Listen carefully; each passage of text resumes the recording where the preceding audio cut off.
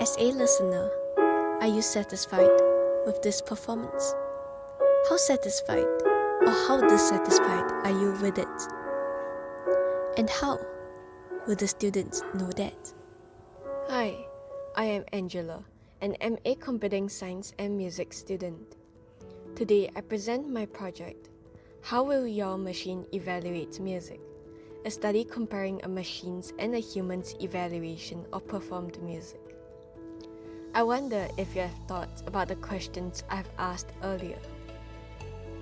My answer to those questions is that if students have the teacher beside them, the teacher is able to point out what they have done well and what they have not. But this is not always the case. For many music students, they only have the chance to meet their teachers once or twice a week, and most practice and performance is done in their home setting. This means that they will not have any guidance while at home. There certainly is a gap to fill in this aspect, and I thus present my project. Before I dive deep into the implementation of the project, I will first touch on the outline of this presentation. Earlier, I had shared some of the background to this project. In the rest of the presentation, I will touch on related works, the research questions, overall design, quantitative evaluation, qualitative evaluation, carry out a demonstration, and end with a conclusion. The study of prior art was conducted in four main areas: music information retrieval, cognition in music information retrieval, tools for analysis, and AI for personalized education. Previous research suggests that it is vital to factor in the human element of music analysis when evaluating the effectiveness of an AI algorithm. It was also suggested that MIDI or event-based input data can aid with greater feature extraction accuracy. Additionally, one can detect style differences by comparing pitch time variations between performances with different stylistic interpretations. Finally, personalized AI education has shown promise, but there's still a need for further research into more specific music performance educational areas. Drawing from the limitations of prior works, two research questions and two sub-questions were formulated. Firstly, will a machine be able to predict user satisfaction through a regression model that takes MIDI data as an input? What is the accuracy of this prediction? And which combinations of MIDI parameters yield the most accurate prediction results? Secondly, what are the differences between a machine and a human when evaluating music? Which features are most important in a machine's prediction? And what reasons will a human give when evaluating music? To answer these questions, a study with the following process was carried out. For this study, performances of Schubert's Piano Sonata in B-flat major D960 form the raw data that is not directly used. Instead, metadata in four different forms are used. These include a survey with piano majors, a general satisfaction survey, automatically created music data, and tagged music data. The sets of qualitative data from the surveys can then be used to understand the way in which humans think, while the qualitative data are used in the machine learning models. Evaluation is then carried out to compare the workings of the machine with the thinking of humans.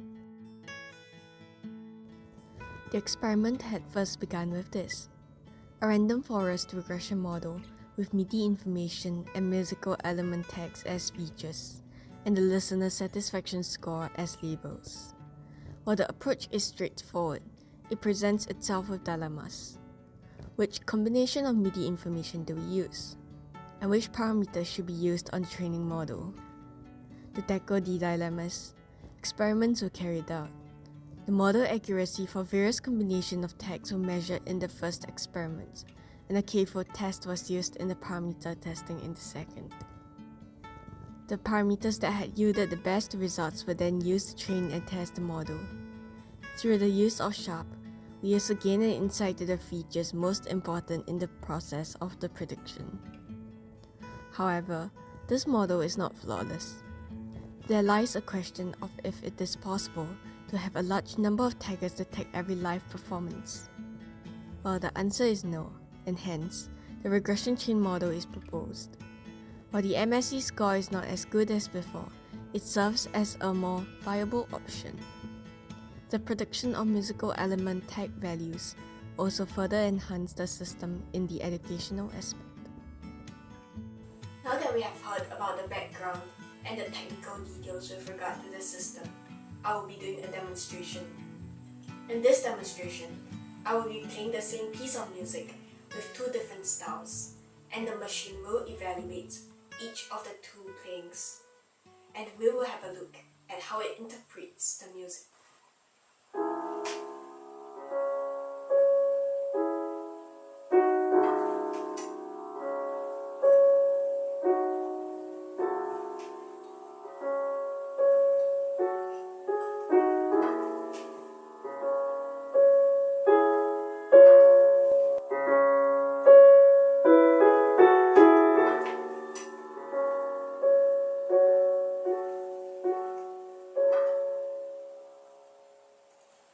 We will now have a look at what the system says about this playing.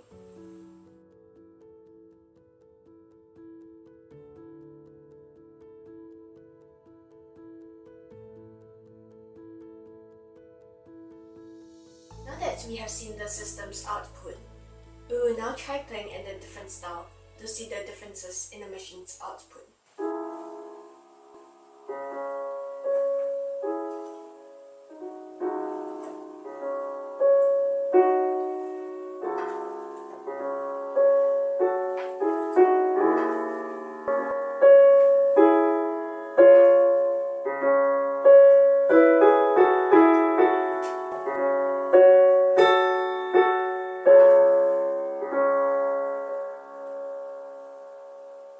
Now let us send this MIDI file into the system.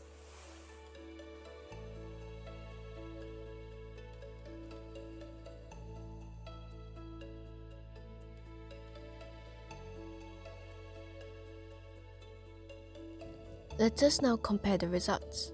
There are indeed slight stylistic differences, as shown by the system output, which corresponds to different listener satisfaction scores.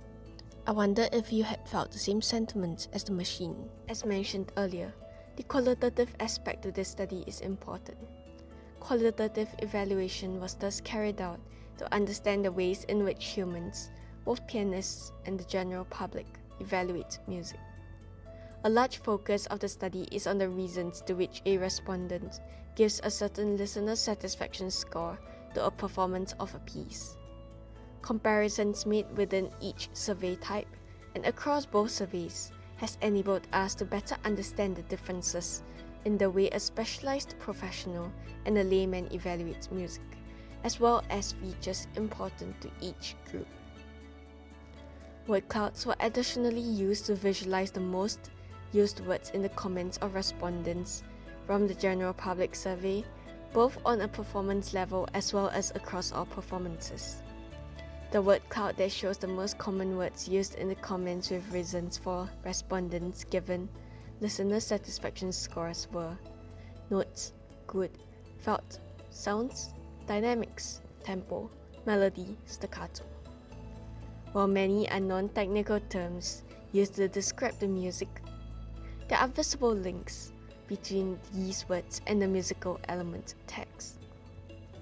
The Piano Major Survey also forms an integral portion of determining the musical element text that most influenced a specialized professional's opinions on listener satisfaction. The results show that intensity, balanced unbalanced, and musicality, flat multidimensional, were the tags most chosen by respondents across the 5 pieces. This result thus suggests that the group of respondents who has specialized knowledge in the field consider similar musical elements when evaluating listener satisfaction across all pieces. This study proposes the use of machine learning tools to evaluate the listener satisfaction of a piano performance. The proposed method includes the use of the regression chain model to analyze automatic MIDI features that have first been pre-processed by principal component analysis to generate an overall listener satisfaction score and numerical scores to music labels. While the MSE score of the model cannot be compared to any prior work, the capabilities of the model have been ascertained with qualitative results from surveys conducted.